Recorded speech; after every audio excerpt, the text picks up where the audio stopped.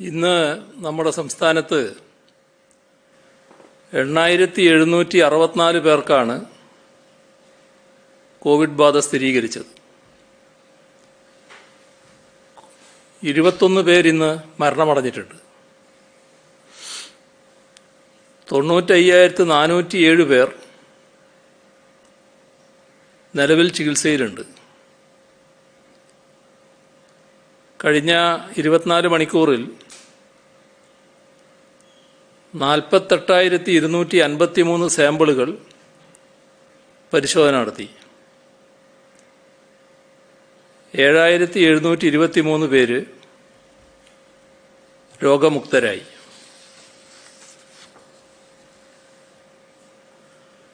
Covid ഏറ്റവും വലിയ വെല്ലുവിളി ഉയർത്തിയ ജില്ല തിരുവനന്തപുരമാണ്. എന്നാൽ ഇപ്പോൾ രോഗവ്യാപനത്തിൻ്റെ തോത് ജില്ലയിൽ കുറഞ്ഞിട്ടുണ്ട്. വിവിധ വകുപ്പുകൾ സംയുക്തമായി മാതൃകാപരമായ പ്രവർത്തനങ്ങൾ നടത്തിയതുകൊണ്ടാണ് ഇത് സാധ്യമാകുന്നത്. ജനങ്ങളും നല്ല രീതിയിൽ സഹകരിച്ചിട്ടുണ്ട്.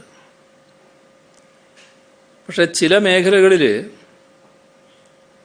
ഇത്തരം പ്രവർത്തനങ്ങളോടുള്ള പൊതുജനങ്ങളുടെ സമീപനം തികച്ചും നിരാശയുണ്ടാക്കുന്നതാണ് എന്ന് ഖേദപൂർവം പറയട്ടെ. ചില മത്സ്യച്ചന്തകൾ, വഴിയോര കച്ചവട ഭക്ഷ്യവിതരണ സ്ഥാപനങ്ങൾ, ഇവിടങ്ങളിലൊക്കെ സാമൂഹ്യ അകലമടക്കമുള്ള കോവിഡ് മാനദണ്ഡങ്ങൾ പാലിക്കുന്നതായി കാണുന്നില്ല. കോവിഡിനെ തുടർന്ന് വിദേശ രാജ്യങ്ങളിൽ നിന്നും മറ്റും തൊഴിൽ നഷ്ടപ്പെട്ട് നാട്ടിലെത്തി റോഡുകളുടെ വശങ്ങളിൽ വിവിധ ചെറുകിട കച്ചവടങ്ങൾ നടത്തുന്നവരേറെയുണ്ട്. വഴിയരികിൽ കച്ചവടം നടത്തി ഉപജീവന മാർഗം കണ്ടെത്തുന്നവരാണിവർ. ആവശ്യമുള്ള സാധനങ്ങൾ വാങ്ങി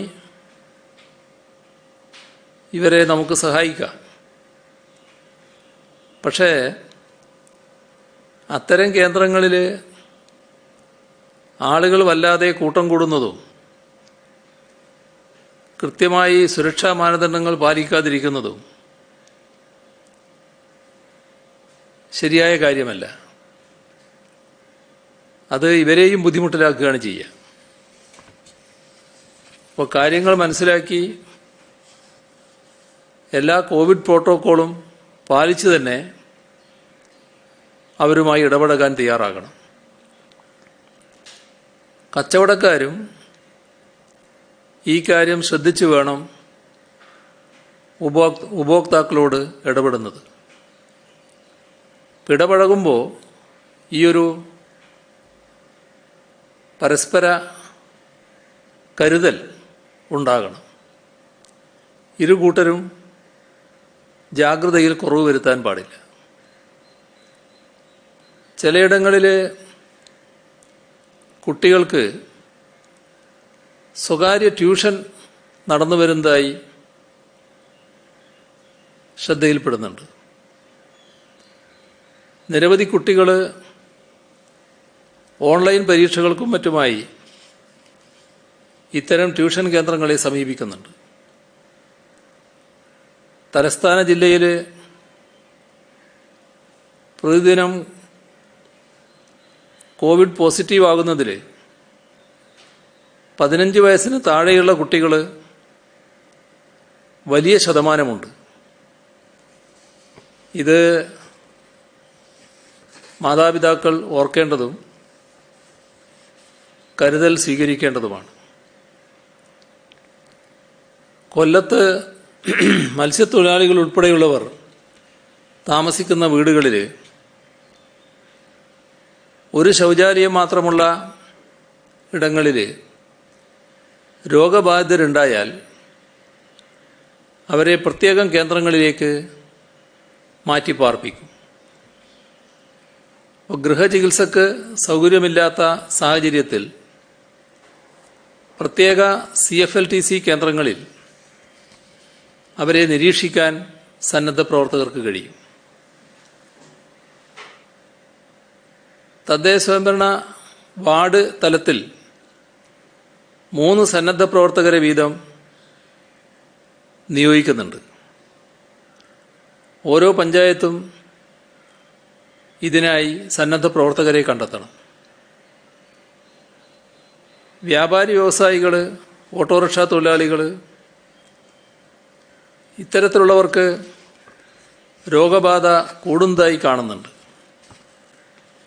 അത്തരമൊരു സാഹചര്യത്തിൽ ഇവരുടെ പ്രത്യേകം ഗ്രൂപ്പുകൾ രൂപീകരിക്കണമെന്നും നിർദ്ദേശിച്ചു. പത്തനംതിട്ട ജില്ലയിലെ അടൂര്, തിരുവല്ല എന്നിവിടങ്ങളിലെ ചില വ്യാപാര സ്ഥാപനങ്ങൾ കേന്ദ്രീകരിച്ച് ജീവനക്കാർക്കും കടയിലെത്തിയവർക്കും രോഗം റിപ്പോർട്ട് ചെയ്യപ്പെടുന്നുണ്ട്. അടൂർ KAP ക്യാമ്പിലെ ഇൻസ്റ്റിറ്റ്യൂഷണൽ ക്ലസ്റ്ററിൽ സമ്പർക്കത്തിലൂടെ കൂടുതൽ പേർക്ക് രോഗം സ്ഥിരീകരിച്ചു. ഇതിനെ തുടർന്ന് ഇവിടെ Covid first line treatment centre സജ്ജമാക്കി. KAP ക്യാമ്പിലെ ഇൻസ്റ്റിറ്റ്യൂഷണൽ ക്ലസ്റ്ററിൽ ഇന്നലെ വരെ 97 പേർക്കാണ് രോഗം ബാധിച്ചത്. ചുട്ടിപ്പാറ സ്കൂൾ ഓഫ് നഴ്സിംഗിലെ 25 വിദ്യാർത്ഥികൾക്ക് പരിശീലനം നൽകി ജില്ലാതലത്തിലെ കൺട്രോൾ റൂം സർവേലൻസ് പ്രവർത്തനങ്ങൾക്കായി നിയോഗിച്ചു. ആലപ്പുഴ ജില്ലയിലെ 10 സ്വകാര്യ ആശുപത്രികൾ കോവിഡ് ആശുപത്രികളാക്കാൻ നടപടി സ്വീകരിച്ചു. ഈ ആശുപത്രികളിൽ ICU, വെന്റിലേറ്റർ ഉൾപ്പെടെ 25% ബെഡുകൾ തയ്യാറാക്കി വെക്കും. നിലവിൽ കോവിഡ് രോഗികളെ ചികിത്സിക്കാത്ത സ്വകാര്യ ആശുപത്രികളിൽ ജില്ലാ മെഡിക്കൽ ഓഫീസറുടെ നിർദ്ദേശപ്രകാരം കോവിഡ് ഇല്ലാത്ത രോഗികളെ ചികിത്സിക്കാനും നിർദ്ദേശം നൽകിയിട്ടുണ്ട്.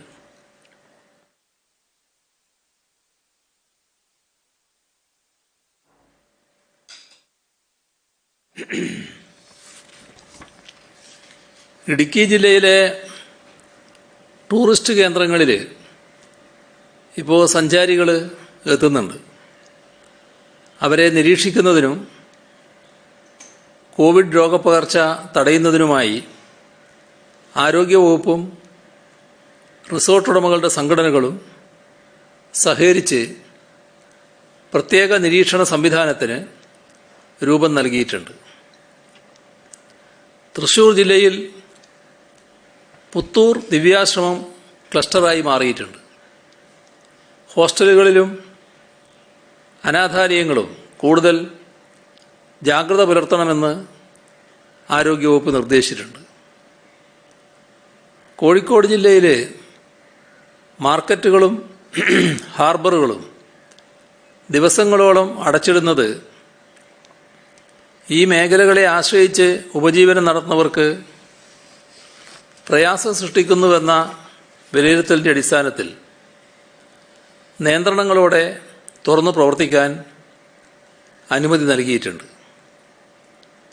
തദ്ദേശ സ്വയംഭരണ സ്ഥാപനങ്ങളിലെ ഓരോ വാർഡുകളിലും 20 വീടുകൾ ഉൾക്കൊള്ളുന്ന ജാഗ്രതാ കമ്മ്യൂണിറ്റികൾ രൂപീകരിച്ച് രോഗപ്രതിരോധ നടപടികളും രോഗീ പരിചരണവും നിർവഹിക്കാനും ജില്ലാതലത്തിൽ തീരുമാനമെടുത്തിട്ടുണ്ട്.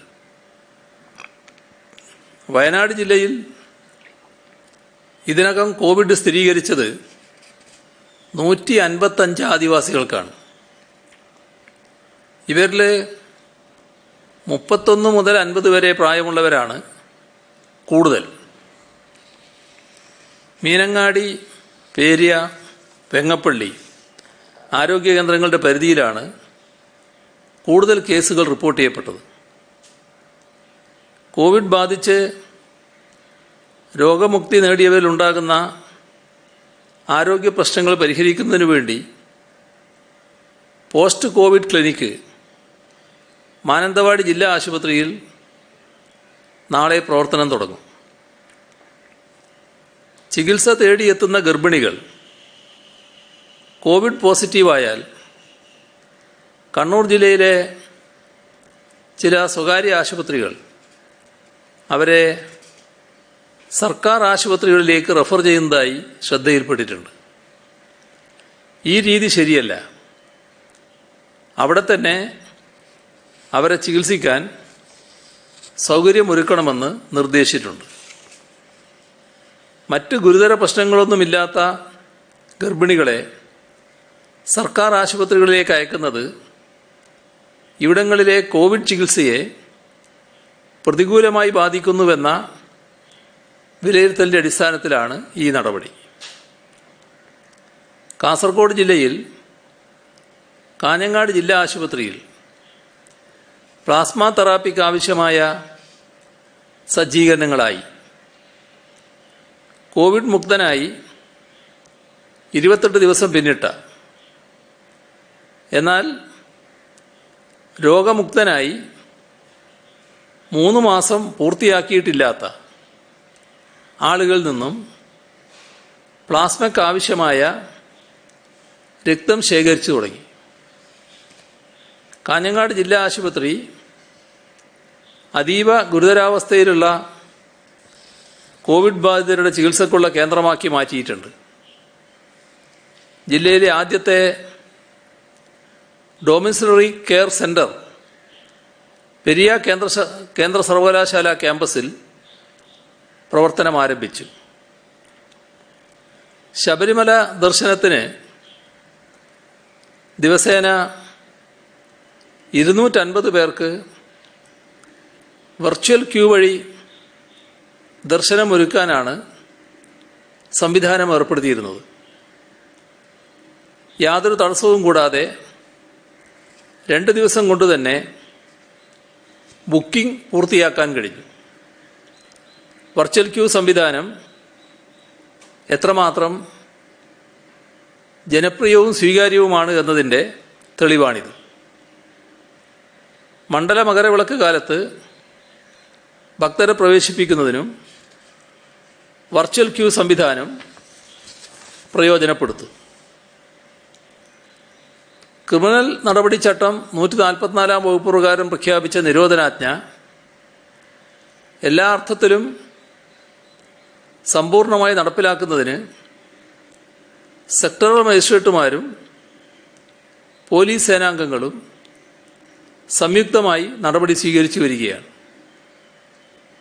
മാസ്ക് ധരിക്കാത്ത 6330 സംഭവങ്ങൾ ഇന്ന് സംസ്ഥാനത്ത് റിപ്പോർട്ട് ചെയ്തിട്ടുണ്ട്. ക്വാറന്റൈൻ ലംഘിച്ച 8 പേർക്കെതിരെ ഇന്ന് കേസ് രജിസ്റ്റർ ചെയ്തു. നിരോധനാജ്ഞ ലംഘിച്ചതിന് ഇന്ന് സംസ്ഥാനത്ത് 39 കേസുകളാണ് രജിസ്റ്റർ ചെയ്തത്. 101 പേർ അറസ്റ്റിലായി. ദേശീയപാത വികസനത്തിൽ സംസ്ഥാനം വലിയ മുന്നേറ്റം നടത്തിയ ദിവസമാണിന്ന്. കഴക്കൂട്ടം മുക്കോല പാത ഗതാഗതത്തിനായി തുറന്നു. അതിൻ്റെ ഉദ്ഘാടനവും മറ്റ് 7 പദ്ധതികളുടെ നിർമ്മാണോദ്ഘാടനവും ബഹുമാനപ്പെട്ട കേന്ദ്ര ഉപരിതല ഗതാഗത മന്ത്രി ശ്രീ നിതിൻ ഗഡ്കരി ഇന്ന് നിർവഹിച്ചു. ദേശീയപാത വികസനത്തിന് ഭൂമി ഏറ്റെടുക്കലിന് 25% തുക നൽകാൻ സമ്മതിച്ച ഏക സംസ്ഥാനമാണ് കേരളം. ഇതിനകം 452 കോടി രൂപ ഇതിനായി സംസ്ഥാനം കൈമാറിയിട്ടുണ്ട്. സംസ്ഥാനത്തിൻ്റെ അടിസ്ഥാന സൗകര്യ വികസനത്തിന് നാഴികക്കല്ലായി മാറാൻ പോകുന്ന റോഡ് വികസന പദ്ധതികൾക്കാണ് തുടക്കമായത്. 17 പാക്കേജുകളായാണ് കേരളത്തിലെ ദേശീയപാത വികസനം നടക്കുന്നത്. ബാക്കിയുള്ള 9 പാക്കേജുകൾക്കുള്ള അനുമതിയും ഈ സാമ്പത്തിക വർഷം തന്നെ നൽകണമെന്ന് കേന്ദ്രത്തോട് അഭ്യർത്ഥിച്ചിട്ടുണ്ട്. ഏറ്റവും റോഡ് സാന്ദ്രതയുള്ള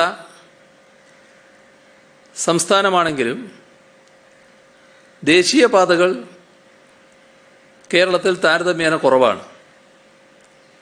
ഇത് പരിഹരിക്കാൻ 12 റോഡ് സ്ട്രെച്ചുകളുടെ കേന്ദ്രത്തിന് സമർപ്പിച്ച പ്രോജക്റ്റ് റിപ്പോർട്ടിന് അനുമതി നൽകണമെന്ന ആവശ്യവും കേന്ദ്രത്തിന് മുന്നിൽ വെച്ചിട്ടുണ്ട്. നമുക്കെല്ലാവർക്കും അറിയാവുന്നതുപോലെ ഒരു ഘട്ടത്തിൽ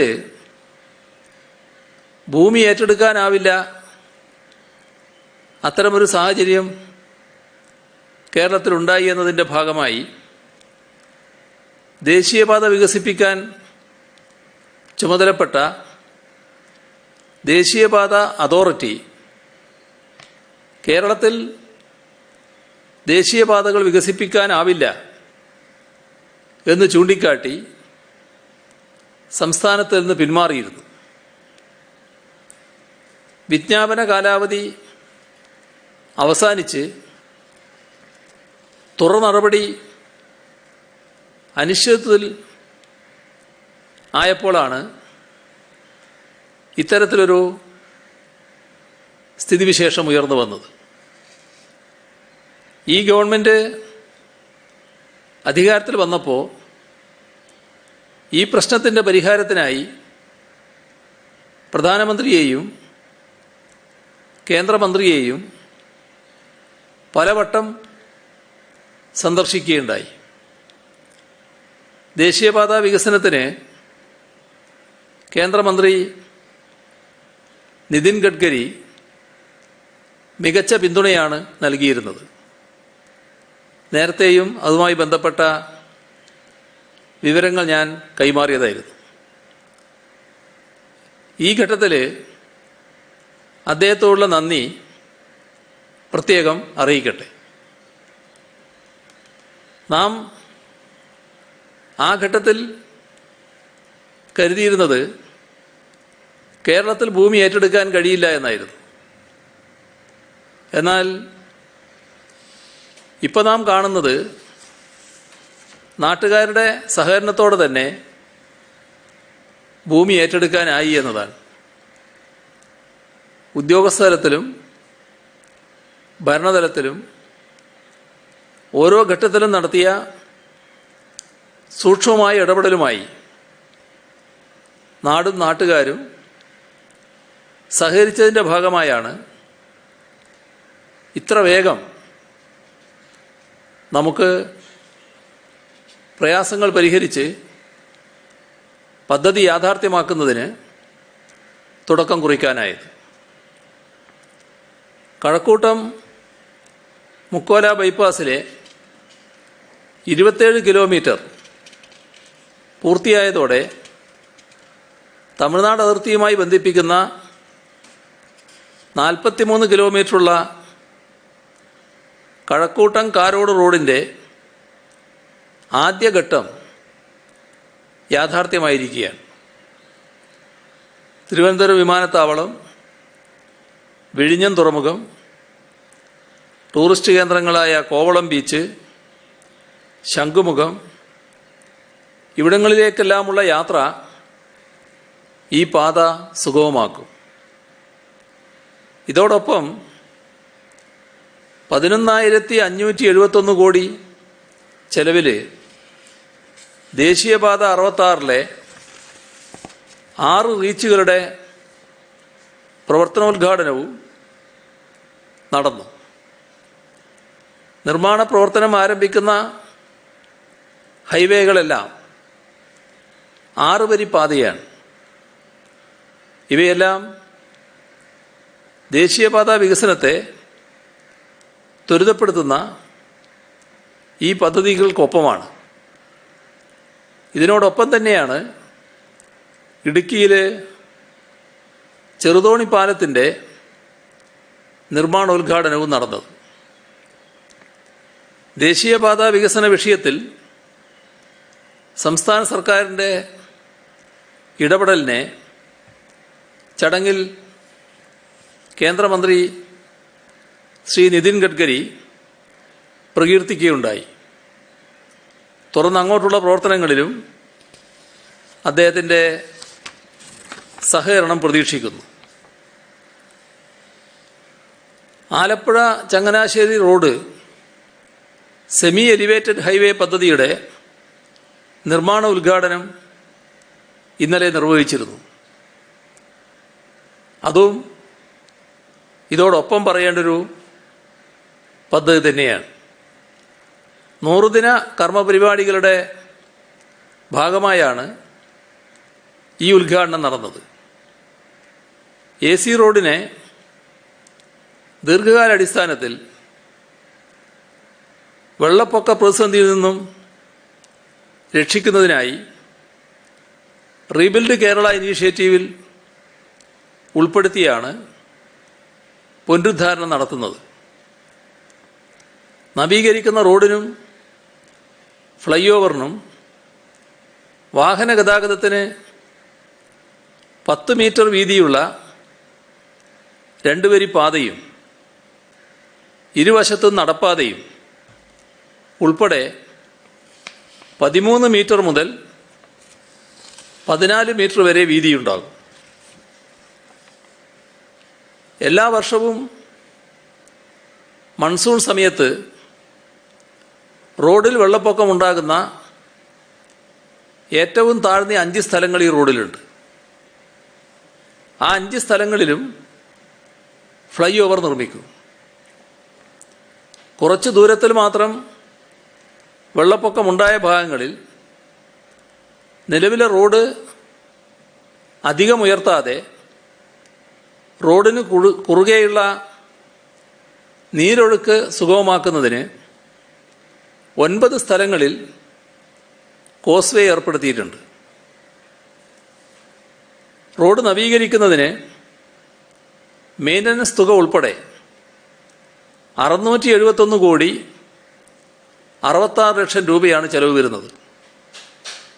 പൂർത്തീകരണത്തിന് 30 മാസം സമയപരിധിയാണ് കണക്കാക്കിയിട്ടുള്ളത്. സംസ്ഥാനത്ത് മുഖ്യമന്ത്രിയുടെ ഗ്രാമീണ റോഡ് പുനരുദ്ധാരണ പദ്ധതി പ്രകാരം 5000 റോഡുകളുടെ പുനരുദ്ധാരണം പുരോഗമിക്കുകയാണ്. അതോടൊപ്പം തന്നെ കിഫ്ബി ഫണ്ട് ഉപയോഗിച്ച് 14,864 കോടി രൂപയുടെ റോഡ് നവീകരണവും പുരോഗമിക്കുന്നുണ്ട്.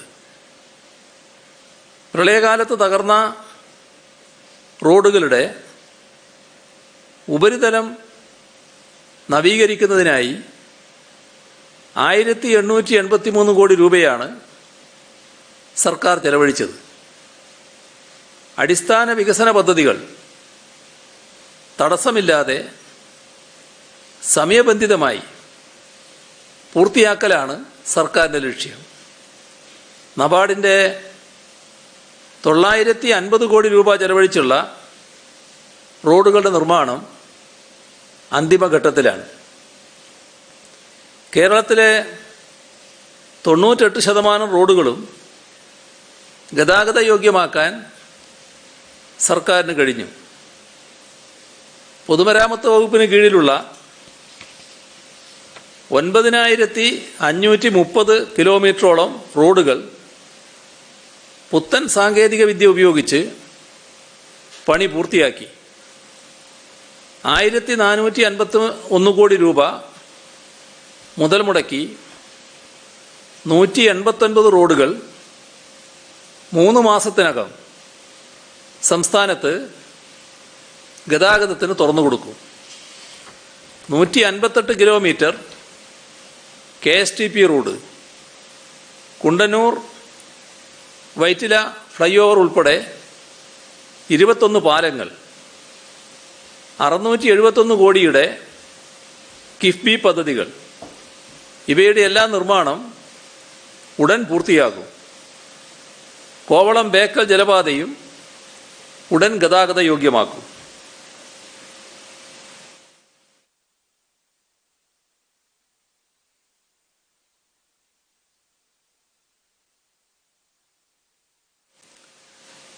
കേരളം ലോകത്തിനു മുന്നിൽ അവതരിപ്പിച്ചിട്ടുള്ള ജനകീയ പങ്കാളിത്തത്തോടെയുള്ള വികസന പദ്ധതിയുടെ ഏറ്റവും മികച്ച മാതൃകയാണ് പൊതുവിദ്യാഭ്യാസ സംരക്ഷണ യജ്ഞം.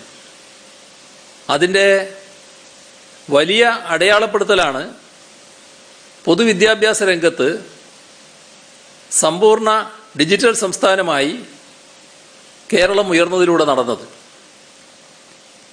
കിഫ്ബിയിൽ നിന്ന് 793 കോടി 50 ലക്ഷം രൂപയാണ് ഇതിനായി വകയിരുത്തിയിരുന്നത്. എന്നാൽ അത്ര ചെലവിടേണ്ടി വന്നില്ല. 595 കോടി രൂപയ്ക്ക് പണി പൂർത്തിയാക്കാനായി. കുറഞ്ഞ ചെലവിൽ കുറഞ്ഞ സമയത്തിൽ പദ്ധതി പൂർത്തീകരിക്കാനായി. നാടിൻ്റെയും നാട്ടുകാരുടെയും പങ്കാളിത്തത്തിൻ്റെ ഭാഗം നാം ഇവിടെ പ്രത്യേകമായി കാണേണ്ടതാണ്. തദ്ദേശഭരണ സ്ഥാപനങ്ങൾ, ജനപ്രതിനിധികൾ, അധ്യാപകർ, വിദ്യാർത്ഥികൾ, അധ്യാപക രക്ഷാകർതൃ സമിതികൾ, വിദ്യാഭ്യാസ തൽപരരായ നാട്ടുകാർ, പൂർവ്വ വിദ്യാർത്ഥികൾ, അങ്ങനെ സകലമാന പേരും ഇതുമായി ബന്ധപ്പെട്ട് സഹായിക്കാനും പങ്കാളിത്തം വഹിക്കാനും സന്നദ്ധരാവുകയായിരുന്നു. ക്ലാസ് മുറികളുടെ തറയും സീലിങ്ങും നിർമ്മാണവും വൈദ്യുതീകരണവുമെല്ലാം ഇത്തരത്തിലുള്ള പ്രാദേശിക ഇടപെടലുകളുടെ ഭാഗമായി പൂർത്തിയാക്കാൻ കഴിഞ്ഞു. ഇതൊരു കണക്കെടുത്താൽ 135 കോടി 50 ലക്ഷം രൂപയാണ് നാടിൻ്റെ വകയായി ഈ പദ്ധതിയിൽ ചെലവഴിച്ചത് എന്ന് നാം കാണണം. ഇതിനെ സഹകരിച്ച മുഴുവൻ ആളുകൾക്കും ഈ ഘട്ടത്തിൽ നന്ദി അറിയിക്കുകയാണ്. പൊതുസംവിധാനങ്ങളിൽ നിന്ന് സർക്കാർ പിൻവാങ്ങുന്ന കാഴ്ചയാണ് ലോകമാകെ ഇന്ന് കാണാൻ കഴിയുക. അത്തരം ഘട്ടത്തിലാണ് കേരള സർക്കാർ ഇടപെട്ട് പൊതുവിദ്യാഭ്യാസ രംഗത്ത് വലിയ മാറ്റം സാധ്യമാക്കിയിരിക്കുന്നത്. ഇത് ലോകത്തിൻ്റെ ഭാവിയെ കരുതിയുള്ള ചുവടുവെപ്പാണ്. ഇതിലൂടെ കേരളത്തിലെ പൊതുവിദ്യാഭ്യാസം അന്താരാഷ്ട്ര നിലവാരത്തിലേക്ക് ഉയർന്നിരിക്കുന്നു.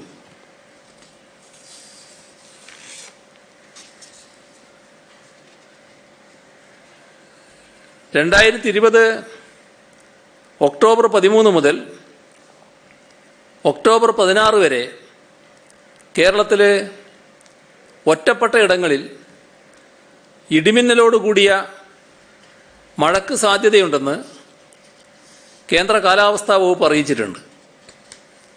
ഉച്ചയ്ക്ക് 2 മണി മുതൽ രാത്രി 10 മണി വരെയുള്ള സമയത്ത് ഇടിമിന്നലിനുള്ള സാധ്യത കൂടുതലാണ്. ചില സമയങ്ങളിൽ രാത്രി വൈകിയും ഇത് തുറന്നേക്കാം. മലയോര മേഖലയിൽ ഇടിമിന്നൽ സജീവമാകാനാണ് സാധ്യത. ഇത്തരം ഇടിമിന്നൽ അപകടകാരിയാണ്. അവ മനുഷ്യജീവനും വൈദ്യുത ചാലകങ്ങളുമായി ബന്ധിപ്പിച്ചിട്ടുള്ള വീട്ടുപകരണങ്ങൾക്കും വലിയ നാശനഷ്ടം സൃഷ്ടിക്കാനിടയുണ്ട്. സംസ്ഥാന ദുരന്ത നിവാരണ അതോറിറ്റി ഇടിമിന്നലിനെ സംസ്ഥാന സവിശേഷ ദുരന്തമായി പ്രഖ്യാപിച്ചിട്ടുണ്ട്. കുട്ടികൾ പ്രത്യേകമായി ശ്രദ്ധിക്കേണ്ടത് ഉച്ചയ്ക്ക് 2 മണി മുതൽ രാത്രി 10 മണി വരെ അന്തരീക്ഷം മേഘാവൃതമാണെങ്കിൽ തുറസായ സ്ഥലത്തും ടെറസിലും കളിക്കുന്നത് ഒഴിവാക്കുക. മിന്നലിൻ്റെ ആഘാതത്താൽ പൊള്ളലേൽക്കുകയോ കാഴ്ചയോ കേൾവിയോ നഷ്ടമാവുകയോ ഹൃദയാഘാതം സംഭവിക്കുകയോ ചെയ്യാം. മിന്നലേറ്റയാളിന് പ്രഥമ ശുശ്രൂഷ നൽകുവാൻ മടിക്കരുത്. മിന്നലേറ്റാൽ ആദ്യ 30 സെക്കൻഡ് ജീവൻ രക്ഷിക്കാനുള്ള സമയമാണ്. അതുപോലെ തന്നെ വളർത്തുമൃഗങ്ങളെ തുറസായ സ്ഥലത്ത് ഈ സമയത്ത് കെട്ടരുത്. സാധാരണ നിലക്ക് ഇവിടെ അവസാനിപ്പിക്കുകയാണ് വേണ്ടത്. പക്ഷേ നിങ്ങളൊരു ചോദ്യം ചോദിക്കാനിടയുണ്ട് എന്നുള്ളത് കൊണ്ട് അതിൻ്റെ ഭാഗവും കൂടി പറഞ്ഞ് അവസാനിപ്പിക്കാമെന്നാണ് കരുതുന്നത്. ഒക്ടോബർ 13, 2020 കേരള ഹൈക്കോടതി വടക്കാഞ്ചേരി ലൈഫ് മിഷൻ പ്രോജക്റ്റിൽ വിദേശ സംഭാവന നിയന്ത്രണ നിയമം 2010 ലംഘിക്കപ്പെട്ടു എന്ന സെപ്റ്റംബർ 24 CBIയുടെ FIR ചോദ്യം ചെയ്തുകൊണ്ട് ലൈഫ് മിഷൻ സമർപ്പിച്ച ഹർജിയിൽ ഇടക്കാല ഉത്തരവ് പുറപ്പെടുവിച്ചിട്ടുണ്ട്. അനിൽ അക്കരെ നൽകിയ പരാതിയുടെ അടിസ്ഥാനത്തിലാണ് CBI FIR രജിസ്റ്റർ ചെയ്തിട്ടുള്ളത്. പ്രസ്തുത FIRൽ കരാറുകാരായ യൂണിടാക് ബിൽഡേഴ്സിനും സാനെ വെഞ്ചേഴ്സിനുമൊപ്പം ലൈഫ് മിഷൻ കേരളയിലെ അൺനോൺ പബ്ലിക് സർവൻസിനെയും പ്രതിപട്ടികയിൽ ചേർത്തിട്ടുണ്ട്. ഈ നടപടിയെ ക്രിമിനൽ മിസേലിനിയസ് ഹർജിയിലൂടെ ഹൈക്കോടതി മുൻപാകെ ലൈഫ് മിഷൻ ചോദ്യം ചെയ്തു. ഈ ഹർജിയിൽ 2 തവണ വാദം കേട്ട ശേഷം ബഹുമാനപ്പെട്ട ഹൈക്കോടതി ഇന്ന് ഇടക്കാല ഉത്തരവ് പുറപ്പെടുവിച്ചു. ലൈഫ് മിഷന്റെ കാര്യത്തിൽ FIRനെ തുടർന്നുള്ള നടപടികൾക്ക് 2 മാസത്തേക്ക് സ്റ്റേ അനുവദിച്ചിരിക്കുന്നു. ഹൈക്കോടതി വിധിയുടെ ചില പ്രസക്ത ഭാഗങ്ങൾ എടുത്തു പറയേണ്ടതുണ്ട്. ഖണ്ഡിക 15 ലൈഫ് മിഷൻ വിദേശ സംഭാവന സ്പോൺസറിൽ നിന്ന് നേരിട്ട് വാങ്ങിയിട്ടില്ല എന്നത് തർക്കമില്ലാത്ത വസ്തുതയാണെന്ന് ബഹുമാനപ്പെട്ട ഹൈക്കോടതി നിരീക്ഷിച്ചിട്ടുണ്ട്. FCRA ആക്ടിൻ്റെ വകുപ്പ് 3 വിശദമായി പരിശോധിച്ച ഹൈക്കോടതി കൃത്യമായി പ്രതിപാദിച്ചിട്ടുള്ളത് ലൈഫ് മിഷനോ ബിൽഡർമാരോ വകുപ്പ് 3 വിവരണത്തിൽ ഉൾപ്പെടുന്നില്ല എന്നതാണ്. ഖണ്ഡിക 18 ബഹുമാനപ്പെട്ട ഹൈക്കോടതി എടുത്തു പറഞ്ഞിട്ടുള്ളത് FCRAയുടെ വകുപ്പുകളോ ലഭ്യമായ രേഖകളോ പ്രകാരം ലൈഫ് മിഷനെ പ്രതിപട്ടികയിൽ ചേർത്തത് ന്യായീകരിക്കുന്നില്ല എന്നാണ്. കോടതി വാദം കേൾക്കാനും വിധി പ്രസ്താവിക്കാനും ബാക്കി നിൽക്കെ കൂടുതൽ കാര്യങ്ങൾ പറയുന്നില്ല.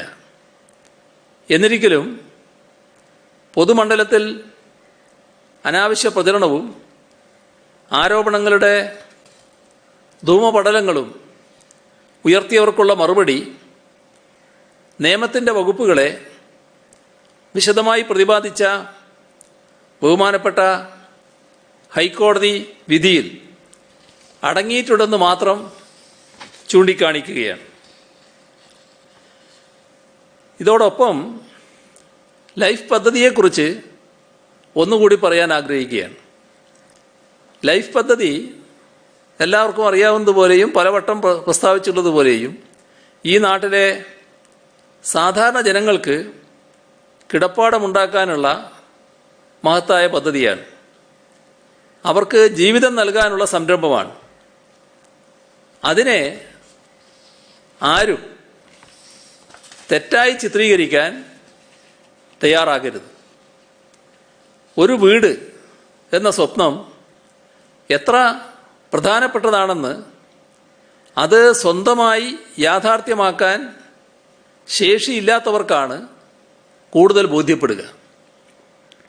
അത്തരം ആളുകൾക്ക് സൗജന്യമായി വീട് ലഭിക്കുമ്പോഴുള്ള സന്തോഷം നമുക്കാർക്കും വിവരിക്കാൻ കഴിയില്ല.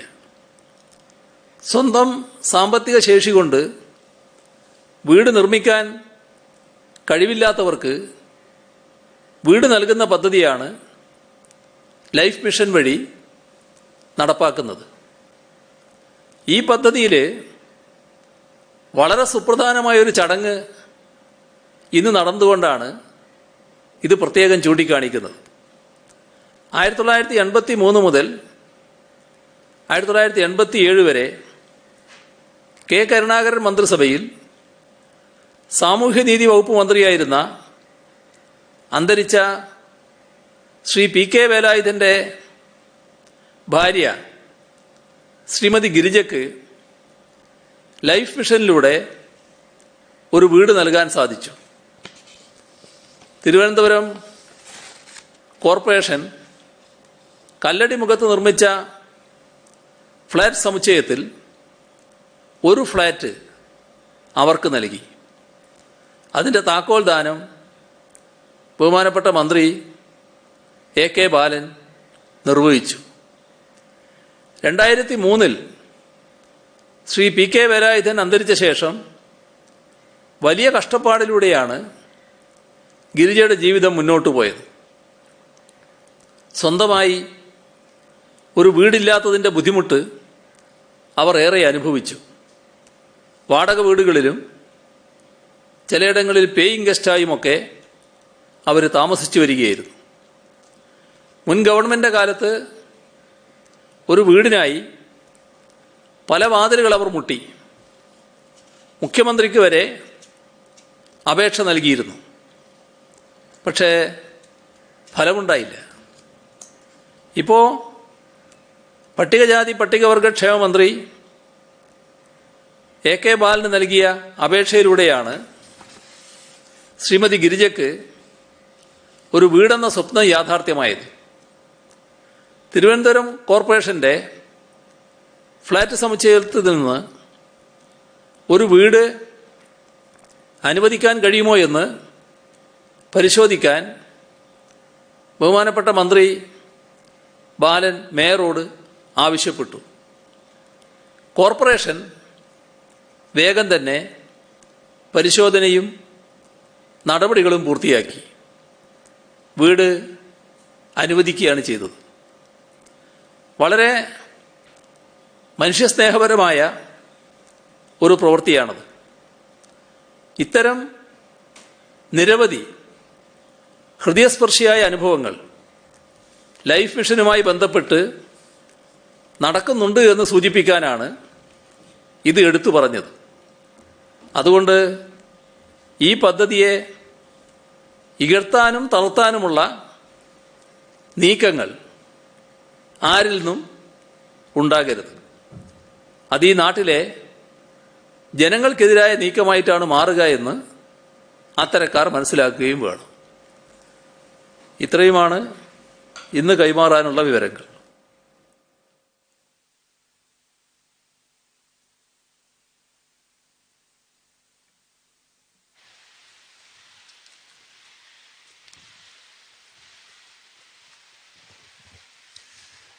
CMA ഹൈക്കോടതി വിധി ഇത് രാഷ്ട്രീയ പ്രേരിതമായിട്ടാണ് ഈ കേസെടുത്തത് എന്ന CPM നേരത്തെ തന്നെ ഒരു ആരോപണം ഉന്നയിച്ചിരുന്നു. അത് രാഷ്ട്രീയ പ്രേരിതമാണെന്ന് തെളിയിക്കുന്നത് കൂടിയല്ലേ ഹൈക്കോടതിയുടെ ഈ വിധി?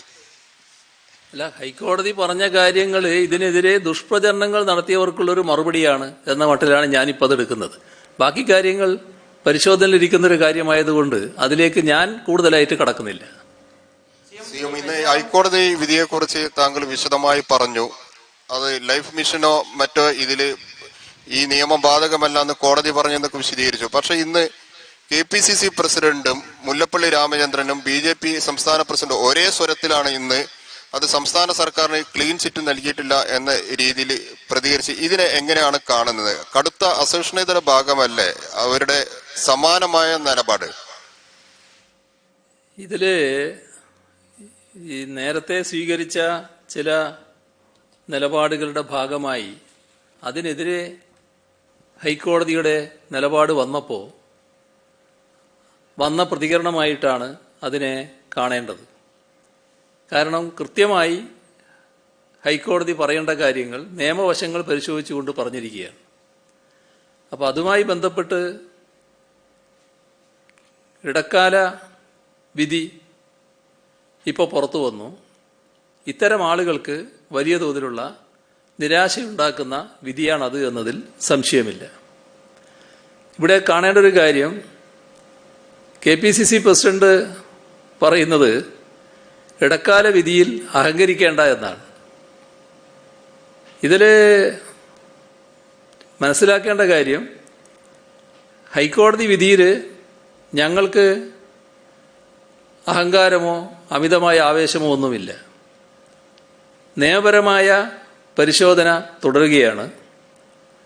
ഇത് നിരാശയുണ്ടാക്കിയത് മറ്റു ചിലത് ആഗ്രഹിച്ച് നടന്നവർക്കാണ്. സാധാരണഗതിയിൽ നിയമപരമായി കാര്യങ്ങൾ പരിശോധിച്ചപ്പോൾ എടുക്കാൻ പറ്റുന്ന സമീപനം ഇവിടെ ഹൈക്കോടതി എടുത്തു എന്നാണ് കാണാൻ കഴിയുക. നിങ്ങൾ രണ്ടാമത് പറഞ്ഞ ഭാഗം, ഈ ഒരേ തൂവൽ പക്ഷികൾക്ക് ഇതുമായി ബന്ധപ്പെട്ട് കുറച്ച് പ്രശ്നങ്ങൾ ഉണ്ടായിട്ടുണ്ട്. അവരെല്ലാ കാര്യത്തിലും ഒരേ നിലയാണ് സ്വീകരിച്ചു പോകുന്നത്. അത് അവർ പരിശോധിക്കേണ്ടതാണ്. ഇത് നാട്ടിലെ ജനങ്ങളും മനസ്സിലാക്കുന്നുണ്ട്. അത് മനസ്സിലാക്കി തിരുത്തിയാൽ അവർക്കും നല്ലത്, നാടിന് പൊതുവെയും അത് നല്ലത്. ഇതാണ് പൊതുവെ അത് സംബന്ധിച്ച് പറയാനുള്ളത്. ഈ വിവാദം വന്ന പശ്ചാത്തലത്തിന് ശേഷം ഇപ്പൊ അവിടുത്തെ ഈ ഫ്ളാറ്റിന്റെ നിർമ്മാണം മുടങ്ങിക്കിടക്കുകയാണ്. അപ്പൊ അത് പുനരാരംഭിക്കാനുള്ള എന്തെങ്കിലും സാധ്യതകൾ വല്ലതും ഇനിയിപ്പോൾ ഉണ്ടാകാനുള്ള സാധ്യതയുണ്ടോ? അത് സാധാരണഗതിയിൽ എന്താണെന്നുള്ളത് പരിശോധിച്ചേ പറയാൻ പറ്റൂ. എനിക്കിപ്പോൾ അതിനെപ്പറ്റി കൂടുതൽ വിവരങ്ങൾ എൻ്റെ കയ്യിൽ ഇല്ലാത്തതുകൊണ്ട് പറയാൻ പറ്റില്ല. ഏതായാലും ഇത് മുടക്കാൻ ആഗ്രഹിച്ചവർക്ക് നല്ല മനസ്സംതൃപ്തി ഉണ്ടായി. കാരണം അത്രയും ആളുകൾക്കൊരു 150ഓളം കുടുംബങ്ങൾക്കെങ്കിലും ഇത് മുടക്കാൻ കഴിഞ്ഞല്ലോ എന്നൊരു മനസ്സംതൃപ്തി അവർക്കുണ്ടായിട്ടുണ്ടാകും. CM, ഈ വെഞ്ഞാറമൂട് കൊലപാതകവുമായി ബന്ധപ്പെട്ട് പോലീസിന്റെ കുറ്റപത്രത്തിൽ പറയുന്നത് ഇത് വ്യക്തിവൈരാഗ്യം മൂലം ഉണ്ടായതാണെന്നാണ്. CPM ആദ്യം മുതൽ ആരോപണം ഉന്നയിച്ചത് ഇത് രാഷ്ട്രീയ കൊലപാതകമാണെന്നാണ്. ആ ഒരു വാദം ഇപ്പോൾ തെറ്റാണെന്ന് തെളിയല്ലേ പോലീസിന്റെ കുറ്റപത്രം പുറത്തു വന്നതോടെ? വെഞ്ഞാറമൂട് കൊലപാതകത്തെ സംബന്ധിച്ച് നാടിനാകെ അറിയാവുന്ന കാര്യങ്ങളുണ്ടല്ലോ. അതിപ്പോൾ നമ്മൾ ചർച്ച ചെയ്യേണ്ട ഒരു കാര്യമല്ല. ഇവിടെ ചർച്ച ചെയ്യേണ്ട ഒരു പ്രശ്നം അതിനകത്തില്ല. വ്യക്തമായ നീക്കങ്ങളാണ് അതിലുണ്ടായിട്ടുള്ളത് എന്ന് നാടാകെ കാണുന്നൊരു കാര്യമാണ്. അതിനകത്ത് എന്താ വേറെ പ്രശ്നങ്ങളുള്ളത്? CM ലൈഫിൽ ഒരു ക്ലാരിറ്റി കൂടെ, അതായത് ഈ നമ്മുടെ രണ്ട് ആപ്ലിക്കേഷൻ, ഒന്ന് ഈ FIR റദ്ദാക്കണം എന്നുള്ളതാണ്, രണ്ടാമത്തേത് CBI അന്വേഷണം റദ്ദാക്കണം എന്നുള്ളതാണ്. ഈ രണ്ട് കാര്യത്തിലും ഒരു സ്റ്റേ ആണ് ഇപ്പോൾ വന്നിരിക്കുന്നത്. അപ്പോൾ ഒരു സ്ഥിരം സർക്കാരിന് ആശ്വാസം സർക്കാർ കരുതുന്നുണ്ടോ? അതോ ഒരുപക്ഷെ ഈ സ്വപ്നയുടെ ഒക്കെ ചോദ്യം ചെയ്യുമ്പോൾ ആ കോഴയും കമ്മീഷനും ഒക്കെ ഒരുപക്ഷെ വീണ്ടും സർക്കാരിനെതിരെ തരത്തിലുള്ള പ്രതിസന്ധി ഉണ്ടാക്കിയേക്കാമോ ചില ഉദ്യോഗസ്ഥർ അതിൽ ഉൾപ്പെട്ടിട്ടുണ്ടെങ്കിൽ? ആ മനക്കോട്ട കെട്ടിയിട്ട് നടക്കണ്ടെന്നാണ് എനിക്ക് പറയാറുള്ളത്. അത് ഒരു അനാവശ്യമായ മനക്കോട്ടയായി പോകും. കാരണം ഇതിൽ കൃത്യമായി നമ്മൾ ചോദ്യം ചെയ്ത് രണ്ട് കാര്യങ്ങൾ തന്നെയാണ്. ഇതിൽ ലൈഫിനെ ഒരു തരത്തിലും ഇതിൽ ഉൾപ്പെടുത്താൻ പറ്റില്ല, ഒന്ന്. മറ്റൊന്ന്, FCRA ലൈഫിന് ബാധകമല്ല. ഈ രണ്ട് കാര്യത്തിൻ്റെയും വിശദമായ വാദമുഖങ്ങളാണ് ഹൈക്കോടതിയിൽ അവതരിപ്പിച്ചത്. അതിൽ ഹൈക്കോടതി വ്യക്തമായ നിലപാടെടുത്തു കഴിഞ്ഞു. ബാക്കിയെല്ലാം ഊഹങ്ങളും സ്വപ്നങ്ങളുമാണ്. ആ ഊഹങ്ങളെയും സ്വപ്നങ്ങളെയും അടിസ്ഥാനപ്പെടുത്തി നമ്മളിപ്പോൾ ഒരു നിഗമനത്തിലേക്ക് എത്തണ്ട. ഒരു സ്ഥിരം ആശ്വാസം സർക്കാരിനായിട്ടുണ്ടോ? ലൈഫ് കേസിൽ ഒരു സ്ഥിരം ആശ്വാസമായിട്ടുണ്ടോ? ഇല്ല, ഞാൻ പറഞ്ഞ കാര്യങ്ങൾ പറഞ്ഞത് നിങ്ങൾക്ക് മനസ്സിലായില്ലേ? ഞാൻ പറഞ്ഞത് എന്താ? ഹൈക്കോടതിയിൽ ഞങ്ങൾ ചോദ്യം ചെയ്തത് ലൈഫിനെതിരെയുള്ളൊരു ഇത്തരമൊരു FIRന് അടിസ്ഥാനമില്ല. അതാണ് ഒന്ന്. മറ്റൊന്ന്, ഇതുമായി ബന്ധപ്പെട്ട് FCRA ലൈഫിന് ബാധകമാണെന്ന് പറയുന്നു. അത് ലൈഫിന് ബാധകമല്ല. ഈ രണ്ട് കാര്യത്തിലും വിശദമായ നിയമപരിശോധനയിലൂടെ ഹൈക്കോടതി വ്യക്തത വരുത്തിയിട്ടുണ്ട്. അത് സ്റ്റേ അല്ല, വ്യക്തത തന്നെ വരുത്തിയിട്ടുണ്ട്. മറ്റു കാര്യങ്ങൾ സ്റ്റേ ചെയ്തിട്ട് പരിശോധിക്കാൻ നിൽക്കുന്നുണ്ട്. അത് പരിശോധിക്കട്ടെ, അന്തിമവിധി ഹൈക്കോടതിയുടെ വരട്ടെ.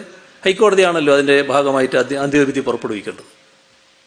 CM മറ്റൊരു കാര്യമാണ്, ഈ സ്വപ്ന സുരേഷ് കൊടുത്തൊരു മൊഴിയുമായി ബന്ധപ്പെട്ട് വന്ന വാർത്തയെക്കുറിച്ചാണ്.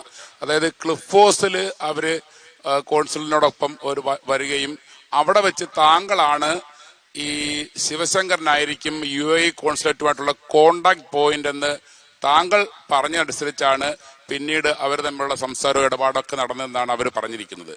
അങ്ങനെ CM പറഞ്ഞിട്ടുണ്ടോ അവരോട്? ശിവശങ്കറും സ്വപ്നയും തമ്മിലുള്ള കോണ്ടാക്ട് എപ്പോൾ തുടങ്ങിയെന്നൊന്നും എനിക്ക് പറയാൻ കഴിയില്ല. എനിക്ക് പറയാൻ കഴിയുന്ന കാര്യം, നേരത്തെ ഞാൻ പറഞ്ഞിട്ടുണ്ട്, ഈ കോൺസുലേറ്റ് ജനറലിൻ്റെ സെക്രട്ടറി എന്ന നിലക്കാണ് അവർ എൻ്റെ അടുത്ത് വന്നിരുന്നത്. ആ നിലക്കാണ് അവരെ പരിചയമെന്ന് ഞാൻ നേരത്തെ നിങ്ങളോട് പറഞ്ഞിട്ടുണ്ട്. അത് തന്നെയാണ് വസ്തുത. അതിനകത്ത് കോൺസുലേറ്റ് ജനറൽ വരുന്ന സമയത്തൊക്കെ മിക്കവാറും സമയത്ത് ഇവരുണ്ടായിട്ടുണ്ടെന്നുള്ളത് വസ്തുതയാണ്. ഇപ്പം ഉണ്ടാക്കാൻ നോക്കുന്നൊരു പ്രതീതി കോൺസുലേറ്റ് ജനറൽ അങ്ങനെ വന്ന് കാണേണ്ട കാര്യമുണ്ടോ, അങ്ങനെ കാണാൻ പാടുണ്ടോ? ഇതൊക്കെ സാധാരണ ഒരു ചീഫ് മിനിസ്റ്ററും കോൺസുലേറ്റ് ജനറലും തമ്മിൽ കാണുന്നതിൽ യാതൊരു അസാംഗത്യവുമില്ല. സാധാരണഗതിയിൽ പല കാര്യങ്ങൾക്ക് കാണൂല. അവരുടെ ഒരു പരിപാടി നടക്കുന്നു, ആ പരിപാടിക്ക് ക്ഷണിക്കാൻ പോയാലും പോയില്ലെങ്കിലും മുഖ്യമന്ത്രി എന്ന നിലക്ക് ആ മുഖ്യമന്ത്രിയെ ക്ഷണിക്കാൻ വേണ്ടി വരില്ലേ? സാധാരണ ഒരു മര്യാദയല്ലേ? അങ്ങനെയുള്ള കാര്യങ്ങളിലെല്ലാം എപ്പോഴൊക്കെ അദ്ദേഹം വന്നിട്ടുണ്ടോ ആ ഘട്ടത്തിലൊക്കെ ഈ പറയുന്ന സ്വപ്നയും ഉണ്ടായിട്ടുണ്ട്.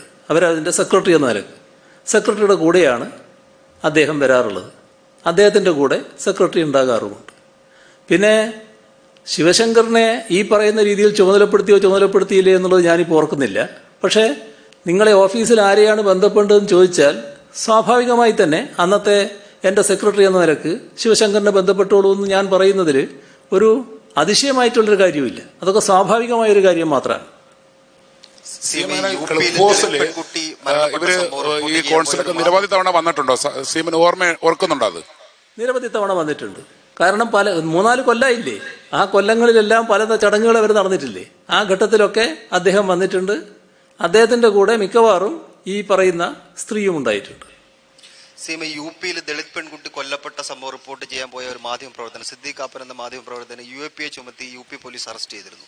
അത് കുറച്ച് ദിവസം എവിടെയാണെന്ന് പോലും അറിയില്ലായിരുന്നു. ഹൈക്കോടതി അദ്ദേഹത്തിന് സുപ്രീം കോടതി ജാമ്യം അനുവദിച്ചാൽ ഹൈക്കോടതി സമീപിക്കാൻ പറഞ്ഞു. സംസ്ഥാന സർക്കാർ ഇതിനകത്ത് എന്തെങ്കിലും ചെയ്യാൻ കഴിയുമോ? സംസ്ഥാന സർക്കാരിന് ഇതിലൊന്നും ചെയ്യാൻ കഴിയില്ല. ഇപ്പോൾ സുപ്രീം കോടതി നല്ല നിലയാണ് എടുത്തിട്ടുള്ളത്. നിങ്ങൾ ഹൈക്കോടതിയിൽ ചെല്ലൂ, അവിടെ പരിശോധിക്കട്ടെ, ആശങ്ക വേണ്ട എന്നൊക്കെ ഒരു ആശ്വസിപ്പിക്കുന്ന വാക്കുകൾ സുപ്രീം കോടതിയുടെ ഭാഗത്തുണ്ടായിരുന്നു. അത് നല്ല കാര്യമായിട്ടാണ് ഞാൻ കാണുന്നത്. CM ഈ എറണാകുളം ജില്ലയിൽ നടന്ന ഒരു ഭൂമി കച്ചവടത്തിൽ PT തോമസ് MLA പങ്കുള്ള ഭൂമി കച്ചവടത്തിൽ ഭൂവുടമസ്ഥയുടെ മകൻ തന്നെ ചില കാര്യങ്ങൾ വെളിപ്പെടുത്തിയിട്ടുണ്ട്. 1.5 കോടി വില വരുന്ന ഭൂമി 40 ലക്ഷം നൽകി 80 ലക്ഷം നൽകിയെന്ന് രേഖ ഉണ്ടാക്കാൻ ശ്രമിച്ചു MLA സാന്നിധ്യത്തിൽ പറയുന്നത്. ഇതുമായി ബന്ധപ്പെട്ട് വിജിലൻസ് അന്വേഷണത്തിന് എന്തെങ്കിലും പരാതി കിട്ടിയിട്ടുണ്ടോ? എന്തെങ്കിലും സാധ്യത പരിശോധിക്കുന്നുണ്ടോ? അല്ല, അതുമായി ബന്ധപ്പെട്ട് നിയമപരമായ പരിശോധന നടക്കേണ്ട കാര്യങ്ങൾ നിയമപരമായി തന്നെ പരിശോധിക്കും. ഏതായാലും ഇത്തരം ചില പ്രസ്താവനകൾ വരുമ്പോൾ നമ്മുടെ മുൻ മുഖ്യമന്ത്രി പോലെയുള്ള ആളുകൾക്ക് വളരെ മനുഷ്യസ്നേഹപരമായ ഇടപെടലല്ല ഉണ്ടായത് എന്ന് വ്യക്തമാവുമെന്നാണ് തോന്നുന്നത്. ഹൈവേ വികസനവും ഗെയിൽ പൈപ്പ് ലൈൻ പദ്ധതി അങ്ങയുടെ സർക്കാരിന്റെ കാലത്ത് പൂർത്തീകരിക്കാൻ കഴിയില്ല എന്നൊരു വെല്ലുവിളി BJPയുടെ സംസ്ഥാന അധ്യക്ഷനായ K. സുരേന്ദ്രൻ അങ്ങ് അധികാരമേറ്റപ്പോൾ പറഞ്ഞിരുന്നു. അത് ഏതാണ്ട് പൂർത്തീകരണ ഘട്ടത്തിലാണ്. ആ വെല്ലുവിളി ജയിച്ചു എന്ന് ഈ ഘട്ടത്തിൽ തോന്നുന്നുണ്ടോ? അല്ല, വെല്ലുവിളി ജയിക്കുകയോ വെല്ലുവിളി പരാജയപ്പെടുകയോ ചെയ്ത് എന്തോ ആവട്ടെ, നമ്മുടെ നാട്ടിൽ വേണ്ടത് ഈ ഗെയിൽ പൈപ്പ് ലൈൻ വേഗം തന്നെ പൂർത്തിയാവണം. അത് പൂർത്തിയാകൽ നേരത്തെ യഥാർത്ഥത്തിൽ നടന്നു. ഇപ്പോൾ ഉള്ളത് ചന്ദ്രഗിരി പുഴയെ ക്രോസ് ചെയ്തുകൊണ്ടൊരു പൈപ്പ് പോകുന്നുണ്ട്. അതിനകത്ത് എന്തോ പ്രശ്നമുണ്ട് എന്നാണ് ഇപ്പോൾ ഗെയിൽ പറയുന്നത്. അതുമായി ബന്ധപ്പെട്ടും കൂടുതൽ നടപടികളിലേക്ക് കടക്കണമെന്ന് ഞങ്ങൾ ആവശ്യപ്പെടുകയാണ്. ഏതായാലും കണ്ണൂർ വരെ ഗ്യാസ് എത്തി എന്ന് പറയുന്നുണ്ട്. അപ്പോൾ കൊച്ചിയിൽ നിന്ന് കണ്ണൂർ വരെ എത്തിക്കഴിയുകയാണ്. ഇനി അങ്ങോട്ട് ഈ ചന്ദ്രഗിരി പുഴക്ക് ഉള്ള ആ തടസ്സം കാരണം അവിടെ എന്തോ ഒരു ചെറിയ സാങ്കേതിക പ്രശ്നം വന്നിട്ടുണ്ട്, അവരിട്ട പൈപ്പിൻ്റെ ഒരു പ്രശ്നം. ഇപ്പോൾ ഫലത്തിൽ പൂർണ്ണമായി കഴിഞ്ഞതാണ്. അപ്പോൾ ഉദ്ഘാടനം ചെയ്യത്തക്ക അവസ്ഥയിൽ എത്തിക്കഴിഞ്ഞിരിക്കുന്നു. പെട്ടെന്ന് തന്നെ ആ പദ്ധതി ഉദ്ഘാടനം ചെയ്യാൻ കഴിയുമെന്നാണ് തോന്നുന്നത്. ഇതൊന്നും ഒരു പ്രത്യേകമായി ഒരു അവകാശവാദം ഉന്നയിക്കുന്നതിന് വേണ്ടിയല്ല, നമ്മുടെ നാടിനൊരു ആവശ്യമാണല്ലോ ഇത്. നാടിന് ആവശ്യമായതുകൊണ്ടാണ് സർക്കാർ ഇത്തരം കാര്യങ്ങൾ ഇടപെടുന്നത്. നാടിനെങ്ങനെയാണ് ഉപകരിക്കപ്പെടുന്നത്? നാടിന് നമ്മുടെ ഈ പൈപ്പ് ലൈൻ യാഥാർത്ഥ്യമാകുന്നതോടെ വിവിധ കേന്ദ്രങ്ങളിൽ ഗ്യാസ് ലഭിക്കുന്ന അവസ്ഥ വരും. ആ ഗ്യാസ് നേരത്തെ തന്നെ ഞാൻ പ്രസ്താവിച്ചതുപോലെ നമ്മുടെ വ്യവസായങ്ങൾക്ക് മാത്രമല്ല, വാഹനങ്ങൾക്ക്, നമ്മുടെ ഓട്ടോറിക്ഷകൾക്കടക്കം, നമ്മുടെ അടുക്കളയിൽ പാചകവാതകമായിട്ട് എല്ലാം ഉപയോഗിക്കാൻ പറ്റും. സിറ്റി ഗ്യാസ് പ്രോജക്റ്റ് വലിയ തോതിലാണിപ്പോൾ പുരോഗതി പ്രാപിച്ചുകൊണ്ടിരിക്കുന്നത്. ഇതിൻ്റെ ഗുണം എന്താണ്? ഓരോ കുടുംബത്തിനും വലിയ തോതിലുള്ള ഇന്ധന ചെലവ് കുറയും. പാചകവാതകത്തിൻ്റെ വില ഇപ്പോൾ കൊടുക്കുന്നതിൻ്റെ എത്രയോ കുറവ് മാത്രമേ ഇതിന് വേണ്ടി വരൂ. അത്ര മെച്ചം ഇതിൻ്റെ ഭാഗമായിട്ടുണ്ടാകും. ഒരു ഓട്ടോറിക്ഷയിൽ ഇത് ഉപയോഗിക്കുമ്പോൾ അതിൻ്റെ ഭാഗമായുള്ള യാത്രാക്കൂലിയിലും വലിയ കുറവ് വരും. ഇങ്ങനെയെല്ലാമുള്ള അനുകൂല ഘടകങ്ങളുണ്ട്. വ്യവസായങ്ങൾക്ക് ഉപയോഗിക്കുമ്പോൾ അതിൻ്റെ ഭാഗമായിട്ടുള്ള മെച്ചവും കിട്ടുകയാണ്. അപ്പോൾ അത്തരം കാര്യങ്ങൾ നടക്കട്ടെ എന്നതുകൊണ്ടാണ് സർക്കാർ ഇത് വലിയ താല്പര്യത്തോടെ നടപ്പാക്കാൻ തയ്യാറായത്. നാം കാണേണ്ടത് നമ്മുടെ ഈ പദ്ധതിയോടൊപ്പം ഇന്ത്യയിൽ തുടങ്ങാൻ ലക്ഷ്യമിട്ടിരുന്ന മറ്റു പദ്ധതികൾ ദശാബ്ദങ്ങൾക്ക് മുൻപ് തന്നെ നടപ്പായി കഴിഞ്ഞതാണ്. നമുക്കത് നടപ്പാക്കാനായില്ല. നടപ്പാക്കാൻ സ്വാഭാവികമായും ഈ സർക്കാർ മുൻകൈയെടുത്തു. അതിന് ഞങ്ങളെ അഭിനന്ദിക്കൊന്നും വേണ്ട, ഞങ്ങളെ നിന്ദിക്കാതിരിക്കെങ്കിലും വേണമെന്ന് മാത്രമേ ഇത്തരം ആളുകളോട് ഞങ്ങൾക്ക് പറയാനുള്ളൂ. കോവിഡുമായി ബന്ധപ്പെട്ട ഒരു കാര്യം, അതായത് കഴിഞ്ഞ കുറേ ദിവസങ്ങളിലായി നമ്മുടെ സാമ്പിൾ പരിശോധനകളുടെ എണ്ണം കുറഞ്ഞു വരികയാണ്. അതെന്തുകൊണ്ടാണ്? അത് പൊതുവിൽ നമ്മുടെ ഒരു കോവിഡിന്റെ പൊതുചിത്രം വ്യക്തമാകുന്നതിന് തടസ്സമാവുന്നില്ലേ? കോവിഡിന്റെ പരിശോധനയിൽ കുറവ് സാധാരണഗതിയിൽ ഉണ്ടാകാറില്ല. ഇപ്പോൾ 60,000 വരെയൊക്കെ നമ്മൾ പരിശോധനയിലേക്ക് എത്തിയതാണല്ലോ. പക്ഷെ ഇന്നത്തെ എണ്ണത്തിൽ കുറച്ച് കുറവ് കാണുന്നുണ്ട്. അത് എന്താണെന്നുള്ളത് പ്രത്യേകമായിട്ട് അവരുമായിട്ട് ചർച്ച ചെയ്താലേ പറയാൻ പറ്റൂ. എന്താ കാരണം, എന്തുകൊണ്ടാണ് അങ്ങനെ സംഭവിച്ചത് എന്ന് അത് പ്രത്യേകം പരിശോധിക്കാം എന്താണെന്നുള്ളത്. ഒരു കാര്യം കൂടി, ഈ ലൈഫ് കേസിലെ വിജിലൻസ് അന്വേഷണത്തിന്റെ ഭാവി ഇനി എങ്ങനെയായിരിക്കും? CBI അന്വേഷണം നടക്കില്ലെന്ന് വ്യക്തമായി. സ്വാഭാവികമായും ഇനി ലൈഫ് വിജിലൻസിന്റെ അന്വേഷണം എങ്ങനെയായിരിക്കും പോകുക? ഞാൻ മനസ്സിലാക്കുന്നത് വിജിലൻസ് അന്വേഷണം കാര്യമായി നടക്കുന്നുവെന്ന് തന്നെയാണ്. അത് കൃത്യമായി മുന്നോട്ട് പോയിക്കൊണ്ടിരിക്കുകയാണ്. ഈ വികസന പദ്ധതികൾ നമ്മൾ കുറച്ച് പിന്നോട്ടാണെന്ന് താങ്കൾ ഇപ്പൊ പറഞ്ഞു. ഈ എക്സ്പ്രസ് ഹൈവേ അടക്കമുള്ള കാര്യങ്ങൾ കഴിഞ്ഞ കാലങ്ങളിൽ ഉണ്ടായ സമയത്തൊക്കെ LDF ആണ് അതിന് കാര്യമായ എതിർപ്പുണ്ടായത്. ഒപ്പം ഈ സുവർണ ചതുഷ്കോണ പാത വന്നപ്പോൾ അത് ടോൾ പിരിവായിരിക്കുമെന്ന് പറഞ്ഞ് മാറ്റി നിർത്തിയത് അന്നുണ്ട്. പിന്നെ നമ്മൾ ഇന്ത്യയിൽ തന്നെ ചരിത്രത്തിൽ 45 മീറ്റർ റോഡ് വേണ്ടെന്നും പറഞ്ഞ് കേന്ദ്രത്തിൽ പോയി പ്രധാനമന്ത്രിയെ കണ്ടത് നമ്മളെ ഇവിടുത്തെ സംഘമാണ്. അപ്പം നമ്മൾക്ക് തന്നെയല്ലേ അതിന്റെ ഉത്തരവാദിത്തമുള്ളത്? ഒരിക്കലുമല്ല. നിങ്ങൾ ഈ അവസാനം പറഞ്ഞതിന്റെ മാത്രം ഞാൻ പറയാം. അതിന്റെ ഉദാഹരണം, ഈ 45 മീറ്റർ വേണോ അല്ല 35 മീറ്റർ മതിയോ എന്നൊക്കെയുള്ളൊരു തർക്കം വലിയ തോതിൽ നടന്നുകൊണ്ടിരിക്കുമ്പോൾ ഞാൻ ഈ കേരളത്തിലെ CPIMന്റെ സെക്രട്ടറിയായി പ്രവർത്തിക്കുകയായിരുന്നു. അന്ന് ഗവൺമെന്റുമായി ബന്ധപ്പെട്ട ആൾക്കാരോട് തന്നെ ഇക്കാര്യത്തിലൊരു സർവകക്ഷി യോഗം ചേരുന്നത് നല്ലതാണെന്ന് പറഞ്ഞു. അങ്ങനെ ഒരു സർവകക്ഷി യോഗം വിളിച്ചു. ആ സർവകക്ഷി യോഗത്തിൽ ഞാനും പങ്കെടുത്തു. അവിടെ 45 മീറ്റർ എന്നത് ഒരു കാരണവശാലും ഒഴിവാക്കാൻ പറ്റില്ല എന്ന നിലപാട് പരസ്യമായി തന്നെ സ്വീകരിച്ചു. അതിനോടൊപ്പം മറ്റുള്ളവരും ചോദിച്ചു. ഏതോ ചെറിയ ഒറ്റപ്പെട്ട ശബ്ദം എല്ലാത്തും ഉണ്ടായിട്ടുണ്ട്. എന്നാൽ പൊതുവെ 45 മീറ്റർ എന്ന് അംഗീകരിക്കുന്ന നിലയാണ് ഉണ്ടായത്. ആ 45 മീറ്റർ അംഗീകരിച്ചിട്ട് അതിൻ്റെ ഭാഗമായി സ്ഥലമെടുക്കാനുള്ള ഒരു ശ്രമവും നടന്നില്ല എന്നുള്ളതാണ് വസ്തുത. ഒരു ഗവൺമെൻറ് എന്ന് പറയുന്നത് നാടിൻ്റെ താല്പര്യം സംരക്ഷിക്കാൻ ബാധ്യപ്പെട്ട ഒരു സംവിധാനമാണ്. വേറെ ആരാണ് ഗവൺമെൻറ് പകരം ചെയ്യുക? നിങ്ങൾ എതിർക്കാൻ താല്പര്യമുള്ള പല ആളുകളുണ്ടാവും. അത് യഥാർത്ഥ കാരണങ്ങളാൽ എതിർക്കുന്നവരുണ്ടാവും. ചില സാമൂഹ്യ വിരുദ്ധ ശക്തികൾ എതിർക്കാൻ വേണ്ടി മുന്നോട്ട് വരും. അവർ പ്രേരിപ്പിച്ച് നിരപരാധികളെ, നിർദോഷികളെ എതിർപ്പിൻ്റെ ഭാഗമാക്കി മാറ്റുകയും ചെയ്യും ചിലപ്പോൾ. അപ്പോൾ അങ്ങനെ വരുമ്പോൾ എന്താ വേണ്ടത്? നാട്ടുകാരുടെ മുന്നിൽ കാര്യങ്ങൾ വ്യക്തമാക്കണം. ഈ പദ്ധതിയുടെ ആവശ്യകത വ്യക്തമാക്കണം. നമുക്ക് ദുരുദ്ദേശം ഉണ്ടാകാൻ പാടില്ല. നമുക്ക് വേറെ എന്തെങ്കിലും വളഞ്ഞ ചിന്തയുണ്ടാകാൻ പാടില്ല. ഇത് നാടിനു വേണ്ടിയുള്ളതാണ്. ഈ പദ്ധതി നടപ്പാക്കൽ പ്രധാനമാണ്. ഇത് നടപ്പാക്കാതെ നമുക്ക് പോകാൻ കഴിയില്ല എന്ന് നാട്ടുകാരോട് പറയണം. ഞങ്ങളിപ്പോൾ അത്ഭുത കാര്യങ്ങൾ എന്തെങ്കിലും ചെയ്തോ? ഞങ്ങൾ ഈ കേരളത്തിൽ തന്നെയല്ലേ അധികാരത്തിൽ വന്നത്. അധികാരത്തിൽ വന്നതിന് ശേഷം വലിയ എന്തെങ്കിലും കടുത്ത നടപടികളിലേക്ക് ഞങ്ങൾ നീങ്ങിയോ? നാട്ടുകാരോട് കാര്യങ്ങളൊക്കെ പറഞ്ഞു. എന്താണ് നമ്മുടെ റോഡിൻ്റെ സ്ഥിതി? നമുക്കിത് പൂർത്തിയാക്കാതിരിക്കാൻ പറ്റുമോ? പൂർത്തിയാക്കാതെ എങ്ങനെ പോകും? പൂർത്തിയാക്കിയില്ലെങ്കിൽ അവസ്ഥ എന്താണ്? അത് നാട്ടുകാർക്ക് ബോധ്യമായി. സ്വാഭാവികമായും സ്ഥലം വിട്ടുകൊടുക്കേണ്ട ആളുകൾക്ക് നമ്മുടേതുപോലുള്ളൊരു സംസ്ഥാനത്ത് സ്ഥലത്തിന് വലിയ വിലയാണല്ലോ. അവർക്ക് സ്വാഭാവികമായും പ്രയാസം ഉണ്ടാവും. ആ പ്രയാസം നമ്മൾ മനസ്സിലാക്കുന്നു.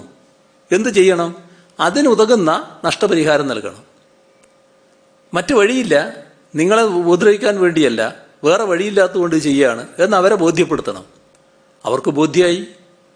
അങ്ങനെ അവർ സഹകരിക്കാൻ തയ്യാറായി. അങ്ങനെയല്ലേ ഇത് നടപ്പായത്? ഇത് ഈ കാര്യം മാത്രമാണോ? ഇപ്പോൾ ഇവിടുന്ന് വിട്ടുപോയത് ദേശീയപാത അതോറിറ്റി മാത്രമല്ലല്ലോ. നമ്മുടെ പവർ ഗ്രിഡ് കോർപ്പറേഷൻ അവരാ കൂടംകുളം പവർ ഹൈവേ നടപ്പാക്കുന്നതിൻ്റെ കാര്യത്തിൽ, എടമൺ കൊച്ചി പവർ ഹൈവേ നടപ്പാക്കുന്ന കാര്യത്തിൽ വിട്ടുപോയില്ലേ? ഇവിടുന്ന് പോയില്ലേ? അവരെ തിരിച്ചു കൊണ്ടുവന്നത് എന്തായിരുന്നു? അപ്പം ഇത്തരം കാര്യങ്ങളിൽ നാടിനോടുള്ള താല്പര്യം വെച്ചുകൊണ്ട് നീങ്ങുക എന്നുള്ളതാണ് പ്രധാനം. നമ്മൾ ഏതാനും വ്യക്തികളുടെ താല്പര്യമല്ല നോക്കേണ്ടത്, നാടിൻ്റെ പൊതുവായ താല്പര്യമാണ് നോക്കേണ്ടത്. എപ്പോഴും ഒരു ഗവൺമെൻറ് നാടിനെയും ജനങ്ങളെയുമാണ് മനസ്സിൽ കാണേണ്ടത്. അതിനുതകുന്ന നടപടികളാണ് സ്വീകരിക്കേണ്ടത്. അത് സ്വീകരിച്ചോ എന്താണ് പ്രധാനം? ആരെങ്കിലും എതിർത്തോ എതിർത്തില്ലേ എന്നുള്ളതല്ല. ആ എതിർപ്പുള്ളപ്പോൾ തന്നെ ഒരു ഗവൺമെൻറ് നാടിനോടുള്ള താല്പര്യം വെച്ചുകൊണ്ടുള്ള നടപടി സ്വീകരിക്കണം. ഞങ്ങൾക്ക് തികഞ്ഞ മനസ്സംതൃപ്തിയോടെ പറയാൻ കഴിയും, ആ ദൗത്യം ഞങ്ങൾ നിറവേറ്റിയിട്ടുണ്ട്. എതിർക്കുന്നവരെ അല്ല ഞങ്ങൾ കണ്ടത്. ഇത് നടപ്പായാൽ നാടിന് വരുന്ന മെച്ചമാണ് ഞങ്ങൾ കണ്ടത്. അതിൻ്റെ ഭാഗമായിട്ടാണ് എതിർക്കുന്നവരോട് ഞങ്ങൾക്ക് പറയാൻ കഴിഞ്ഞത്. ആ ഉദ്ദേശശുദ്ധി എതിർക്കുന്നവർക്കും മനസ്സിലായി. അതുകൊണ്ടാണ് അവരത് അംഗീകരിച്ചത്. ഇതാണ് നാം കാണേണ്ടത്. ഇത്തരം കാര്യങ്ങളിൽ എല്ലാവരും സഹകരിക്കുകയാണ് വേണ്ടത്. മറ്റു തർക്കിക്കാൻ നമുക്ക് ഒരുപാട് കാര്യങ്ങളുണ്ടല്ലോ. തർക്കിക്കാം, ഇനിയും തർക്കിക്കാം. ഏതെല്ലാം തരത്തിലുള്ള ഇല്ലാ കഥകൾ തന്നെ പ്രചരിപ്പിക്കാൻ ശ്രമിക്കുന്നുണ്ട്. അത്തരം കാര്യങ്ങൾ ഇനിയും നടക്കാം. പക്ഷെ ഇതുപോലുള്ള കാര്യങ്ങളിൽ നമുക്ക് ഒന്നിച്ചു നിൽക്കാൻ കഴിയണം. നിങ്ങൾക്കും കഴിയണം, നിങ്ങളുടെ സ്ഥാപനങ്ങൾക്കും കഴിയണം. അതാണ് എനിക്ക് പൊതുവെ അഭ്യർത്ഥിക്കാനുള്ളത്. ബാക്കി നമുക്ക് പിന്നീടാകാം.